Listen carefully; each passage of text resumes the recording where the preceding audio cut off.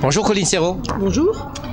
Réalisatrice, scénariste, compositrice, vous avez accepté de présider le jury de la 6e session du concours Je filme le métier qui me plaît. D'abord, pourquoi avoir accepté cette mission?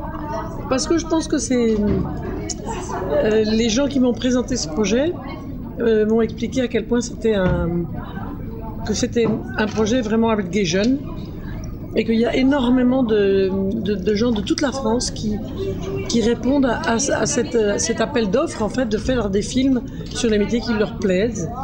Et c'est très vivant, les films sont formidables. Donc j'ai été très très contente. Le projet me paraissait bien, mais la réalisation était vraiment encore mieux que ce que j'espérais. Votre temps est très compté, mais comment cela s'est-il passé? C'est-à-dire vous avez assisté à tous les films, vous avez visionné? J'ai visionné une grande partie des films, oui. Et quelles leçons vous tirez de cette expérience, personnellement? Personnellement, que la jeunesse, c'est marrant, on n'a pas une seule fois parlé dans ces films du mot crise. La crise, pour eux, c'est... Ils réfléchissent pas dans ces termes-là. Ils se projettent dans l'avenir, ils se projettent dans des envies, des désirs, et ils sont pas du tout conventionnels. C'est ça qui m'a beaucoup plu aussi, c'est que je trouve qu'ils ont beaucoup donné contre les idées reçues.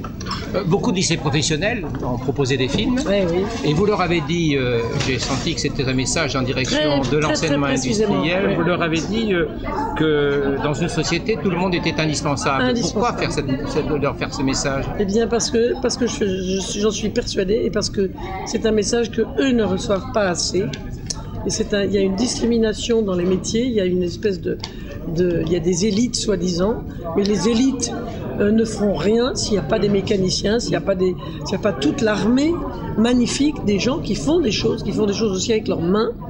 Parce que les métiers manuels, c'est extrêmement noble, quels qu'ils soient. Et c'est ça qui m'a beaucoup plu aussi, c'est cette énorme diversité, cette démocratie finalement réelle qu'il y a dans le métier Je filme le métier qui me plaît, et où on casse un peu la figure à tout un tas de préjugés. Tous les métiers sont indispensables et nous on le sait dans le cinéma. Vous savez, si vous avez un mauvais perchman, au revoir madame, et tout le monde est indispensable. Et tout le monde a un don pour quelque chose. Tout le monde a un vrai don pour quelque chose. C'est ça qui est important. Il faut le trouver. L'éducation nationale ne le fait pas assez, mais il faut que les gens aient une éducation stricte où ils apprennent des choses importantes, mais il faut aussi qu'on trouve la chose dans laquelle ils vont avoir du succès et être bons. Et à partir de là, on peut construire tous les savoirs. Les Claps d'Or ont été attribués à 2 vidéos qui mettent la nature en premier plan, arboriste grimpeur, Johanna Bergère en Corse. Sont des solutions locales pour un désordre global?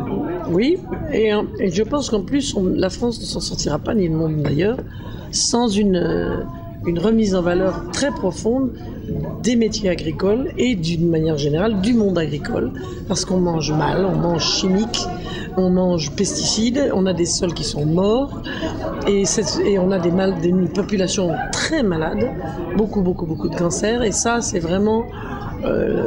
et en plus on dépend de tout un tas d'industries chimiques et pétrolières pour notre alimentation et pour la campagne, et c'est pas bon ça, parce que le pétrole il va finir.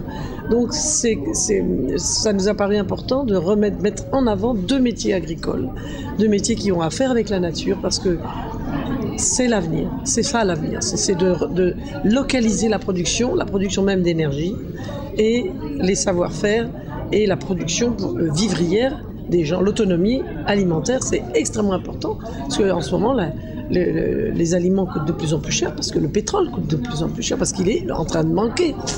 Donc on ne se sortira pas de cette crise s'il n'y a pas une grande réforme agraire, une réforme agricole et une réforme du mode de production. Une autre production est nécessaire. Et c'est aussi un peu le message qu'on a voulu faire passer avec ces 2 films.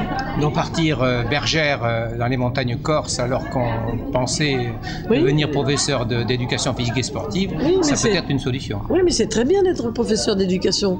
Pourquoi pas? Je veux dire, c'est très bien. C'est pas une question de... Et puis il y a des gens qui n'ont pas envie d'être berger. Mais elle a eu envie de ça et elle l'a fait. Et elle est heureuse comme ça. Et c'est pas un métier facile. Alors, c'était les 6e sessions. On peut envisager vous retrouver au 7e? Ah, si on me le redemande. Merci.